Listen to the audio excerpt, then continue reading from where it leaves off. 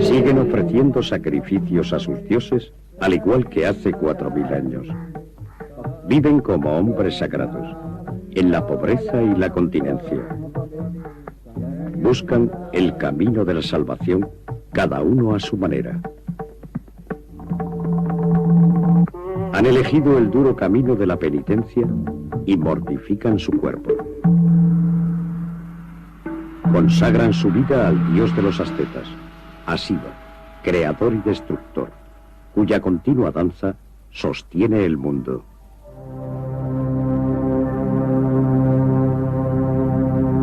Natarajan va en peregrinación. Es un sadhu, asceta sagrado y peregrino. Son miles los que, como él, caminan a través de la India, de norte a sur y de este a oeste. Se dirigen hacia lugares y templos sagrados. Cumplen las leyes del hinduismo. Su fe les exige pobreza y continencia en la última etapa de su vida. En el templo, los fieles se acercan a su Dios. Aquí se desvanecen los límites entre lo terrenal y lo divino.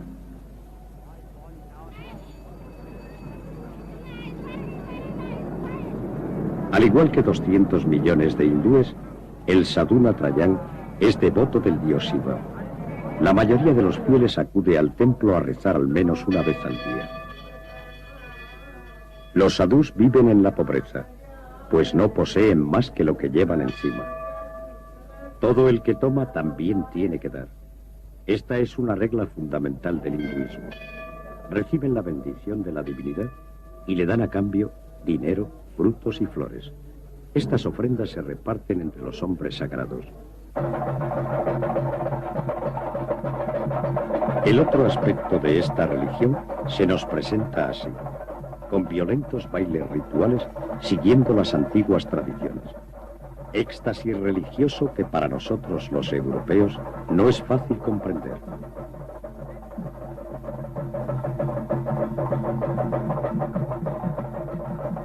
Personas que se autoprovocan el trance, un estado en que resultan insensibles al dolor.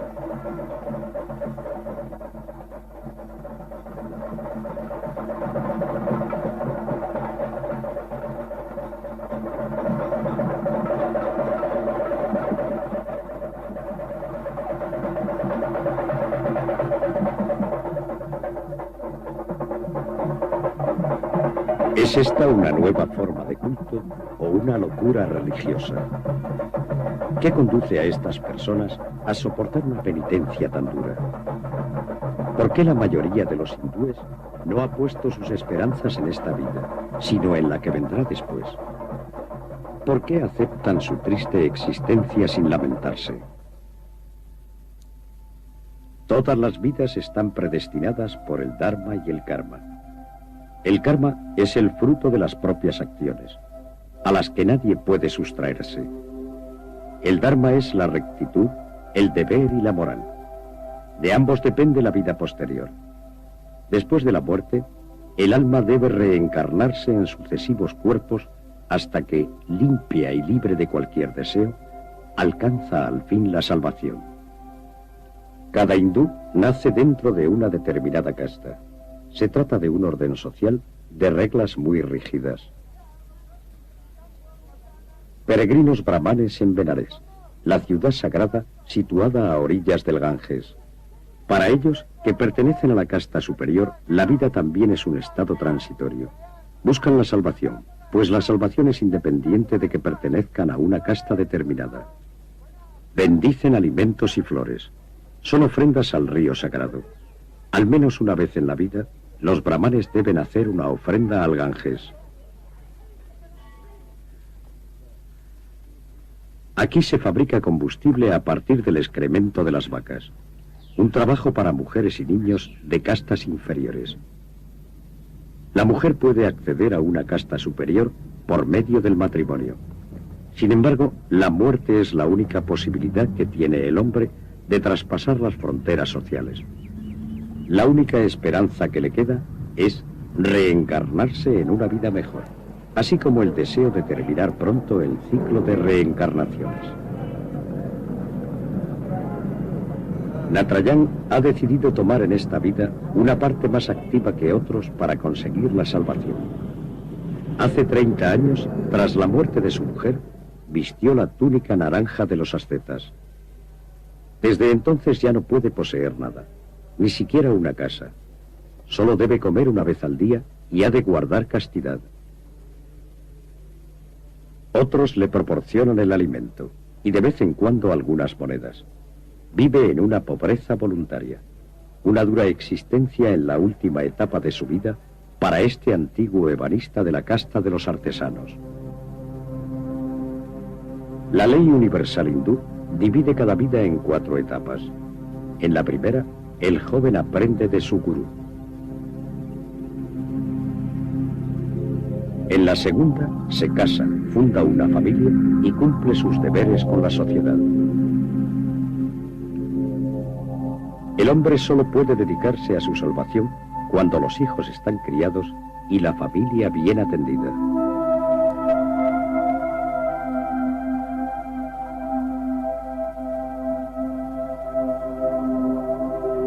En la tercera etapa de su vida, se retira de la familia y de la sociedad para vivir lejos del mundo dedicado a la meditación. Tiene que abandonar todo. Cuarta etapa, la vida de un asceta peregrino, de un santo. Viviendo así, hará que disminuya el número de reencarnaciones. No son muchos los hindúes llamados a seguir este camino. Es posible empezar a prepararse desde joven. En primer lugar, se debe aprender a dominar el cuerpo. El yoga es el primer paso hacia la meditación. Solo quien haya aprendido a controlar el cuerpo a la perfección, eliminando todos sus deseos, se acerca al objetivo, a la salvación.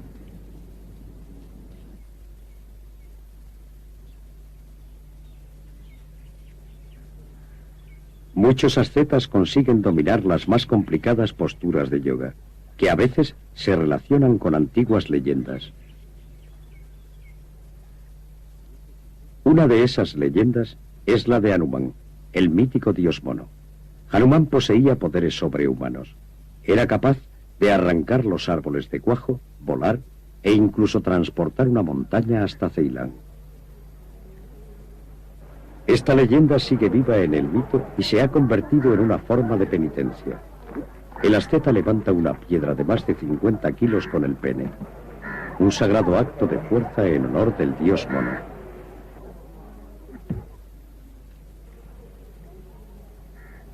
Los hombres sagrados que se dedican solo a la meditación rechazan esta clase de prácticas. Argumentan que el ser humano nunca llega a dominar su cuerpo a través de estos métodos. Sin embargo, la India es conocida en Europa por espectáculos como el que hemos visto. ¿Quién no ha oído hablar de los faquires en un lecho de clavos? El lecho de clavos rememora al héroe Bhisma, que cayó del carro en el que se encontraba al ser alcanzado por centenares de flechas. Pero las flechas frenaron la caída formando un lecho con sus puntas.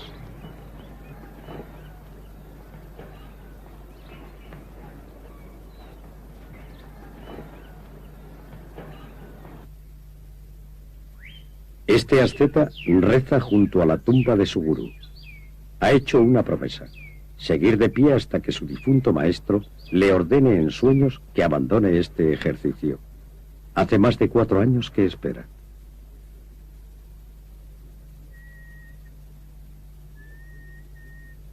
Desde entonces nunca se ha acostado, ni siquiera por las noches. Para reposar se apoya en un columpio.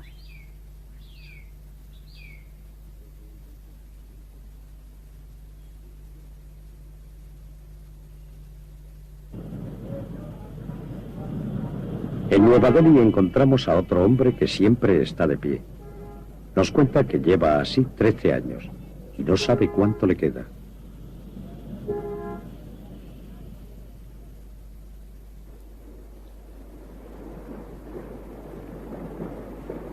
Algunos se sostienen sobre una pierna y pasan así días enteros. Permanecer inmóvil como un árbol en cuyas ramas anidan los pájaros. Así se describe este ejercicio en los antiguos textos. Un documento de piedra de más de 1200 años da fe de la tradición con que cuentan en la India los hombres que siempre están de pie. Pero también nos demuestra que no siempre se les ha tomado en serio, pues aquí podemos ver cómo un gato los imita, mientras los ratones toman al gato por un santo.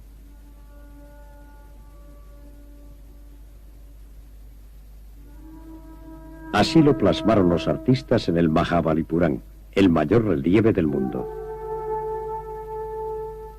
A lo largo de 32 años, esculpieron en la roca temas mitológicos en torno a Shiva, el dios de los ascetas.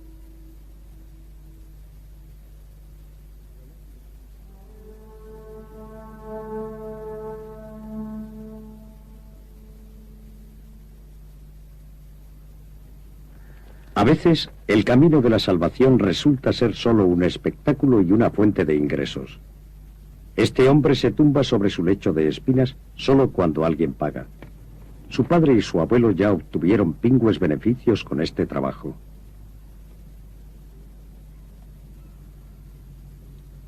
Cada vez que hace esto, cobra unas 3000 pesetas, lo que representa más de la mitad de un salario medio.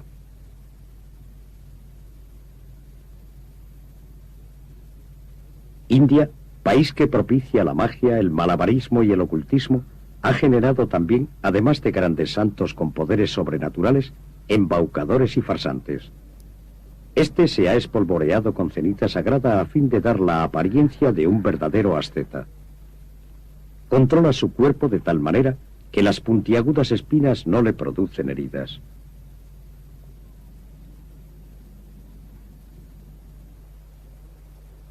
Mustafa el mago regurgita una bola de piedra.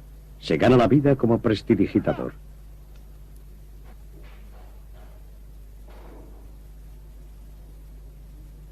Hassan es capaz de alojar en su garganta más de 50 clavos y expulsarlos durante la función.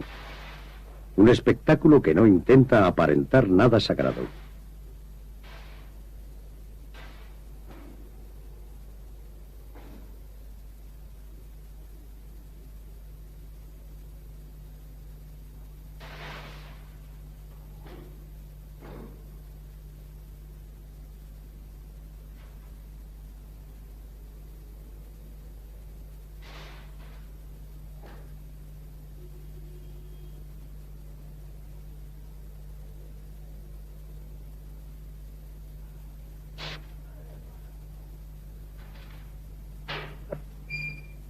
Para saber en qué consiste el truco, le acompañamos a la consulta de un radiólogo. Por primera vez se encuentra ante las modernas técnicas de investigación.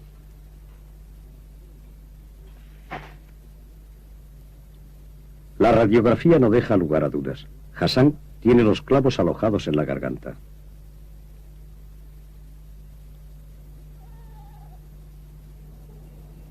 A Natarajan, nuestro asceta peregrino, no le gustan estas prácticas. Ha dejado atrás la etapa placentera de su vida. Ahora, con más de 60 años, solo sueña con llegar a su destino, el lugar sagrado a orillas del Ganges.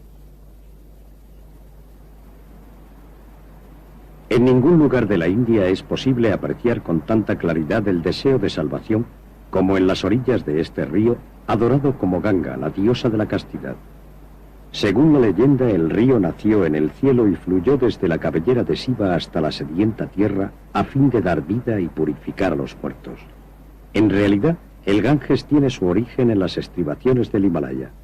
Al unirse los dos ríos que lo forman, cobra su extraordinaria importancia para los fieles.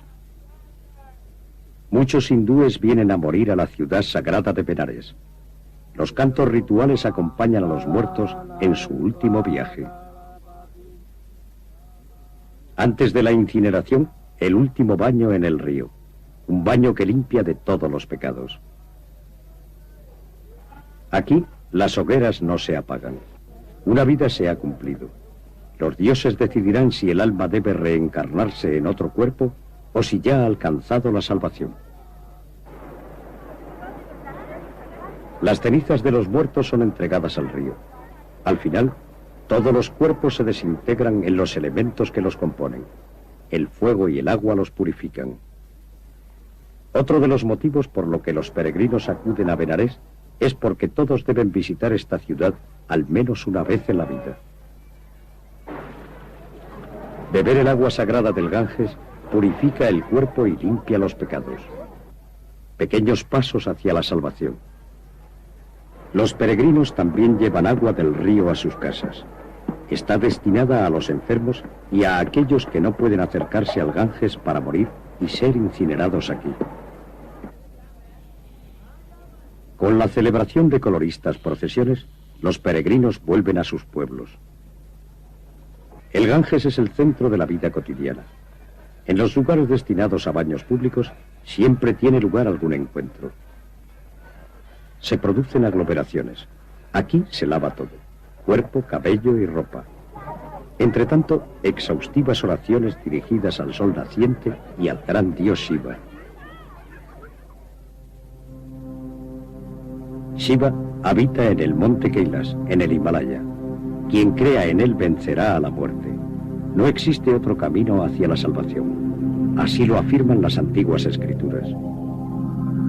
Yo soy el origen del mundo y su final. Yo soy la vida de todos los seres y el ascetismo de los ascetas. Yo soy la inmortalidad y la muerte. Yo soy el ser y el no ser. En honor de este dios se han levantado templos gigantescos.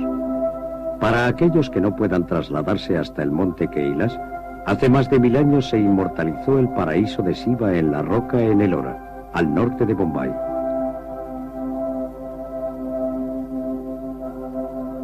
Para poder tallar el templo en una sola pieza, como una escultura, fue preciso extraer de la montaña más de 200.000 toneladas de piedra.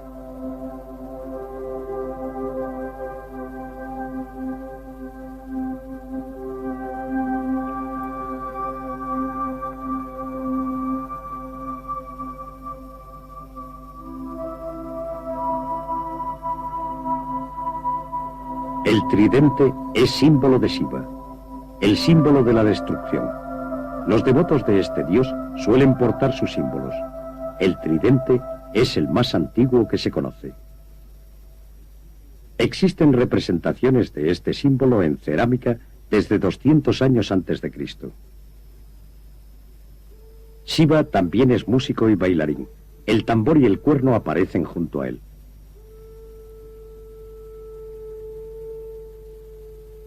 Hacer sonar el cuerno es una costumbre muy habitual entre los seguidores de Shiva, al igual que en las representaciones en piedra de cientos de años de antigüedad.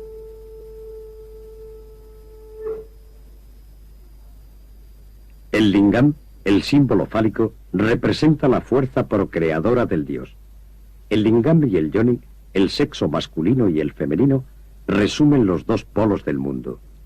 Aquí se cierra el círculo de la creación.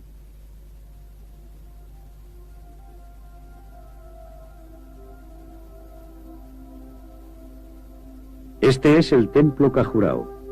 La forma del tejado reproduce la cordillera del Himalaya, la morada de los dioses.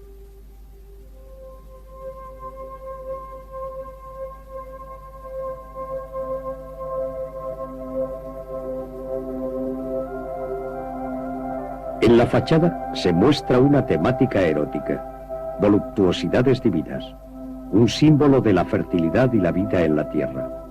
Solo el que aprende a superar sus deseos físicos puede salvarse de la cadena de reencarnaciones.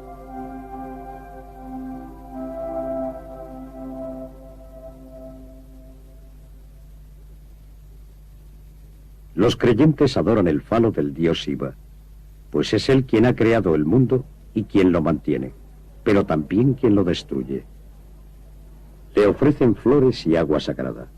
Le piden fecundidad, una numerosa prole, pues por medio de los descendientes es posible alcanzar la inmortalidad.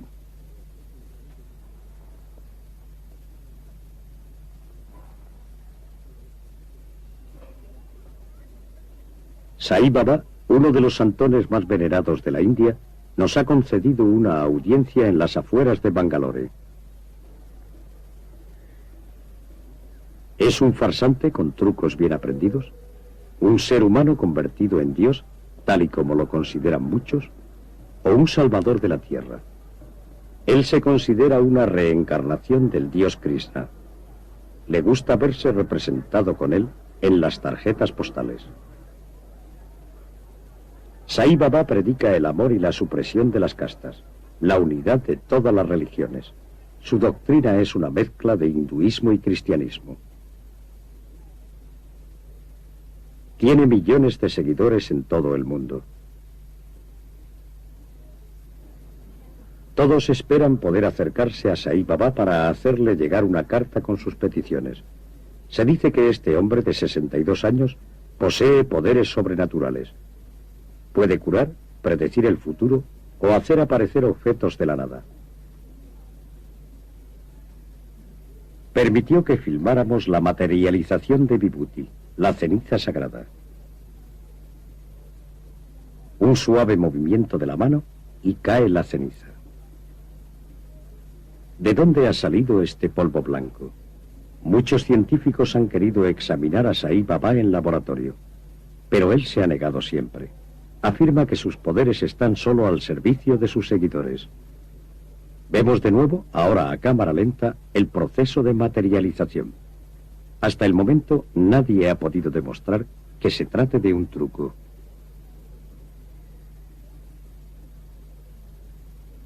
Otro milagro. Un retrato de Sai Baba cuando era joven se halla recubierto por una capa de Vibhuti de varios centímetros de espesor. Supuestamente la ceniza va aumentando por sí misma. No pudimos comprobarlo, pero mandamos analizarlo. El doctor Jürgen Evers nos dice que a fin de determinar qué eran exactamente el polvo gris y el blanco, se sometió primero el polvo gris a una temperatura de 900 grados. Mediante este proceso los cristales pequeños aumentan de tamaño. Podemos examinarlos a través de un aparato de rayos X. La línea inferior es la relativa a nuestra prueba, y la de arriba corresponde al ácido silícico. La composición del polvo consiste básicamente en ácido silícico cristalizado en estado casi puro. El ácido silícico se encuentra en el cuerpo humano en pequeña proporción. La composición química de este polvo es propia de las diatomeas, que aparecen en la Tierra en grandes cantidades. Por eso, Sai Baba no puede haber obtenido el polvo de su cuerpo. Tampoco se ha comprobado que haya escondido la ceniza antes de hacerla aparecer. En ocasiones hace llover Vibhuti de diversos recipientes, pero en tal cantidad que según las leyes de la naturaleza no habría cabido dentro de ellos.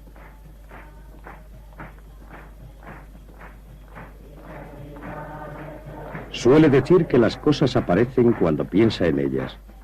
Dulces, alimentos o joyas. Dicen que puede hacer que se materialice cualquier cosa.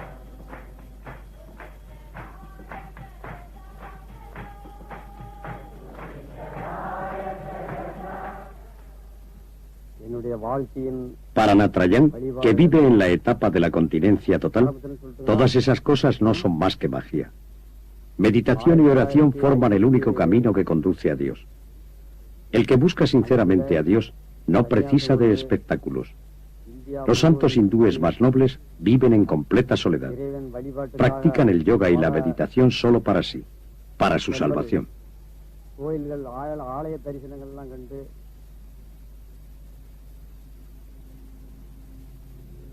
Hemos buscado a estos eremitas por toda la India, pero es difícil dar con ellos. Viven muy alejados de la civilización. Ningún extraño puede llegar fácilmente hasta ellos. Encontramos a uno en el Himalaya, poco antes de llegar a la frontera con el Tíbet.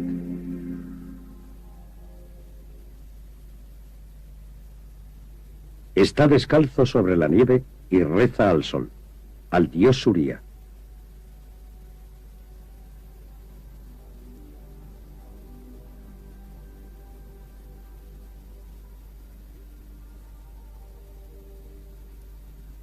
La adoración a las fuerzas de la naturaleza forma parte de los cultos más antiguos de la India. Te elevas mientras diriges tu mirada a todas partes. Bendito Dios del sol. tú que nutres a todos los hombres. Así se adoraba a Surya en la antigüedad. Los eremitas también constituyen una excepción entre los hindúes.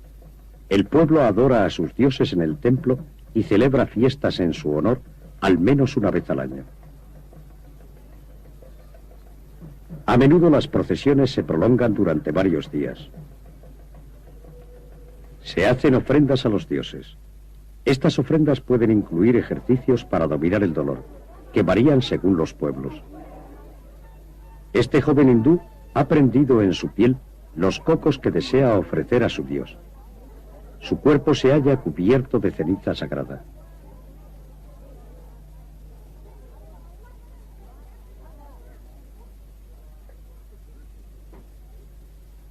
Además, se mortifica atravesándose la lengua con una especie de alfiler. No sangra porque ha masticado un poco de betel, suave estupefaciente de los hindúes. En agradecimiento por su sacrificio, el sacerdote le ofrece luz y ceniza, iluminación y purificación.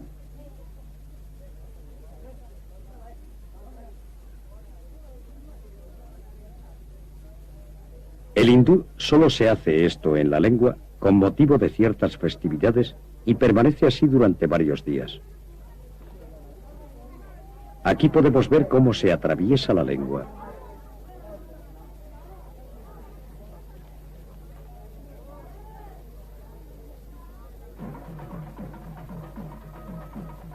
Nos encontramos en el sur de la India presenciando una ofrenda a Kali, al igual que el dios Shiva, diosa de la fecundidad y de la muerte.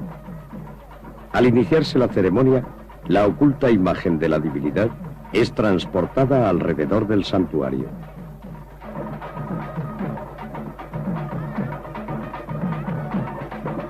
Semanas atrás, varios jóvenes fueron elegidos como portadores del agradecimiento. Este año son 66. 7 días antes de la fiesta, deben presentarse en el templo, del que no podrán salir hasta el día del gran acontecimiento. Se preparan para ello a través del yoga y una alimentación estrictamente vegetariana. El sacerdote les bendice. Son maquillados con un ritual que dura varias horas. Después, les frotan con pasta de sándalo y los engalanan con flores.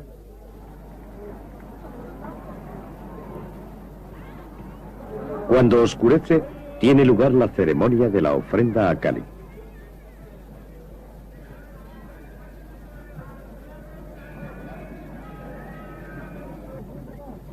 Se trata de una ceremonia que hace pocos años perdió parte de su crudeza. Ahora solo se pincha la espalda de los jóvenes durante un instante. Antes, los jóvenes debían permanecer colgados de estos ganchos que penetraban piernas y espalda. 3 correas mantenían el cuerpo. Los padres ponían a sus hijos en brazos de estos hombres flotantes. Así agradecían a Kali todos sus favores. Los que así se ofrecen a Kali no sangran ni muestran señales de dolor. En la India moderna estas prácticas no están bien vistas. Se ha pensado incluso en prohibirlas mediante una ley. Por eso, los elegidos son atados en el templo solo con cuerdas.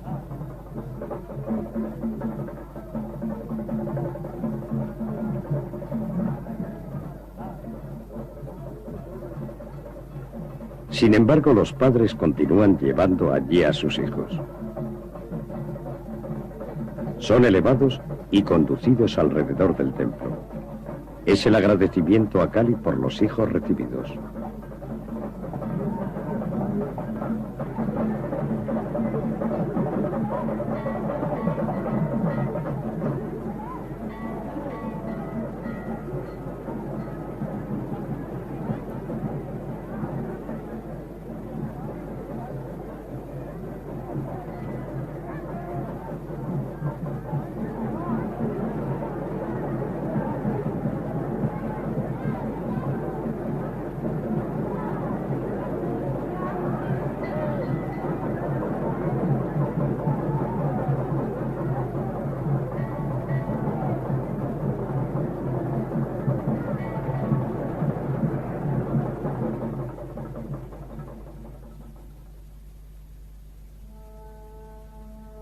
La fortaleza de Agra es una de las construcciones más impresionantes de la época islámica de la India.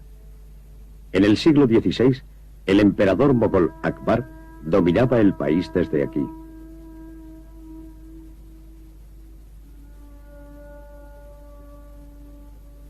Agra cobró fama gracias al mausoleo que uno de los descendientes de Akbar hizo construir para su esposa y que se ha convertido en una joya, el Taj Mahal.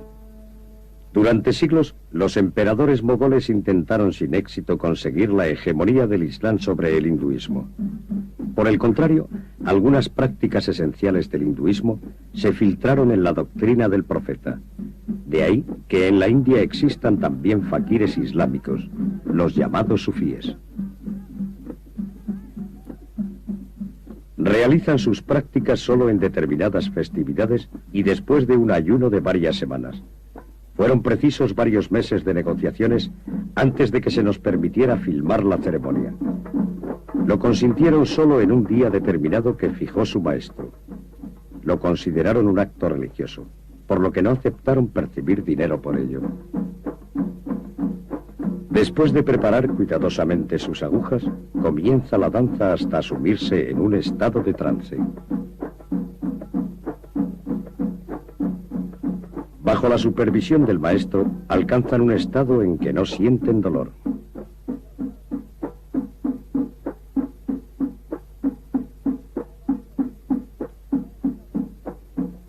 Trece agujas atraviesan la piel de este hombre.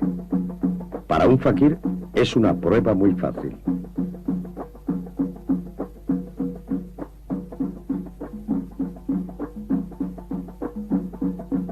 La música le ha llevado a un alto grado de concentración, tal y como su religión aconseja.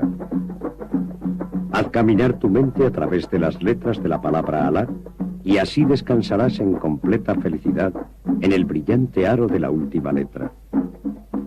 De este modo, despojados de toda sensación física, se funden con el contenido de su libro sagrado.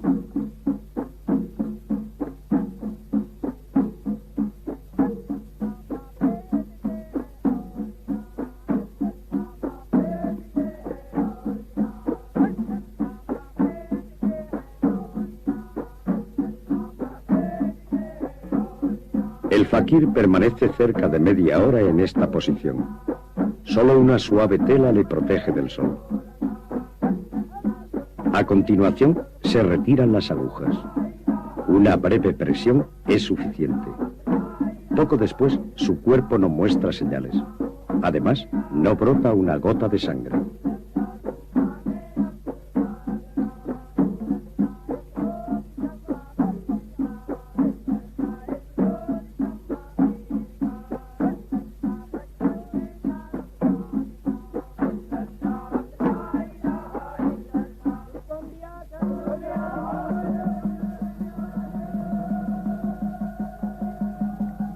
Fuerza, concentración y fe han de ser muy fuertes para conseguir algo que escapa a los conocimientos médicos.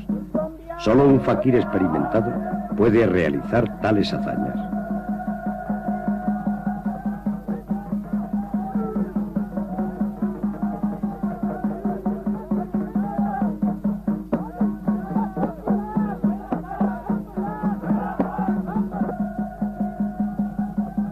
No solo se ha atravesado la lengua, sino también la zona de abajo, uno de los puntos más sensibles del cuerpo humano. Aún resulta más sorprendente que no brote ni una gota de sangre. Esta zona debería sangrar abundantemente.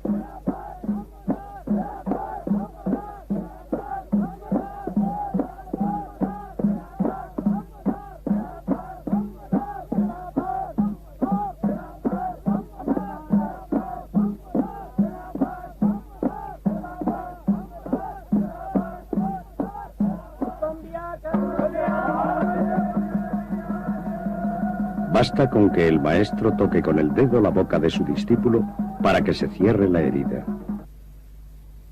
Algunos investigadores han estudiado este fenómeno. El profesor Larvin nos dice que han estudiado las reacciones de un fakir en el laboratorio, considerando que es un artista del dolor con el fin de observar cómo puede el ser humano enfrentarse a un dolor tan fuerte. Al mismo tiempo nos interesaba saber lo que experimenta el cuerpo y más concretamente el cerebro cuando se padecen fuertes dolores. El fakir se atraviesa la carne teniendo que soportar un dolor muy intenso. Estos dolores están por encima de los límites de percepción, incluso por encima del nivel de tolerancia. Normalmente no es posible aguantarlos.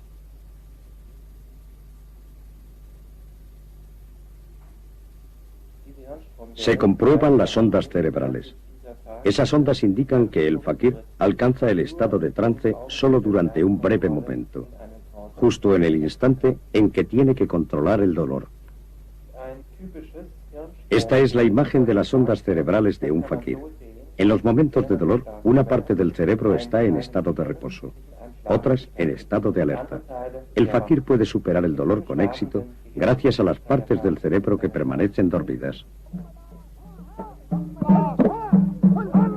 La perfecta superación del dolor. Al principio parece que el maestro de la orden se limitará a seguir el ejemplo de su discípulo atravesándose la lengua. Pero, ¿por qué le sujetan el cuello con estas telas de colores? Nuestro asombro será enorme al ver que el maestro se corta un trozo de lengua y vuelve a colocárselo.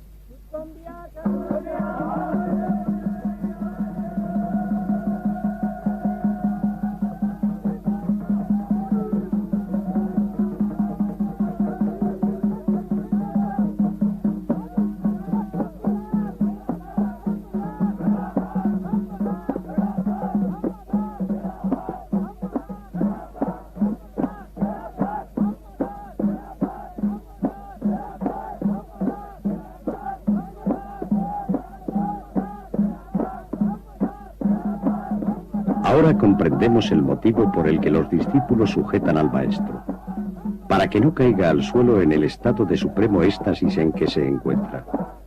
Además, según nos cuentan, después deben protegerlo, porque si le toca a alguien que no sea creyente, no podría volver a colocarse el trozo de lengua.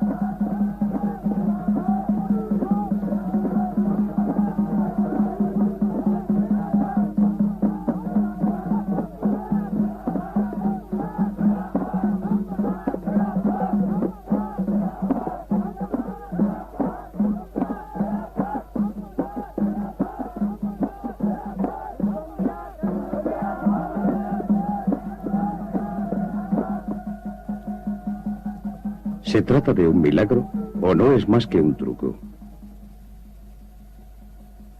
Ralentizamos las imágenes para verlo con más detalle. Primero, no cabe duda, se ha cortado un trozo de lengua. Segundo, el hecho de que el trozo aparezca como desflecado por los bordes indica que ha sido seccionado un órgano vivo. La lengua es un músculo muy irrigado. Por eso, después del corte, pierde la forma sobre todo en el centro, retrayéndose más por esa zona que por los bordes. Tercero, tampoco aquí hemos podido apreciar que se haya derramado ni una sola gota de sangre. Y cuarto, que la lengua ha vuelto a unirse y ha recuperado su movilidad. Este fenómeno no puede ser explicado por la medicina. Tenemos que entenderlo como un acto mental relacionado con la meditación.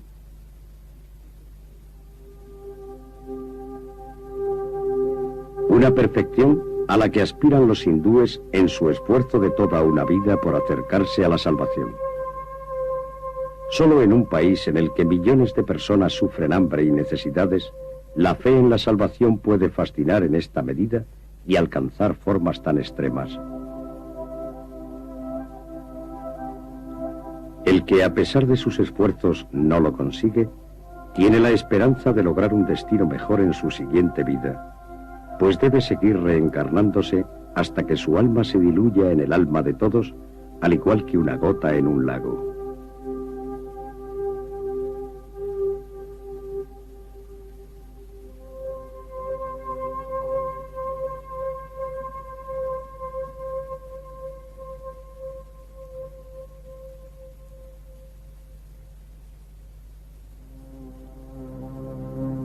Una leyenda nos habla del tiempo infinito que esto puede tardar.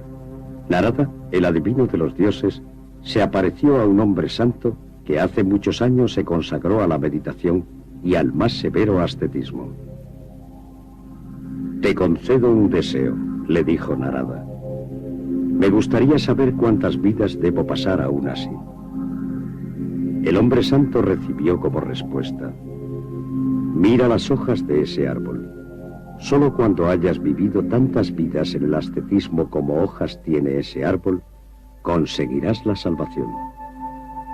Entonces, el hombre santo comenzó a bailar de alegría, exclamando: ¿cómo? ¿Solo esas?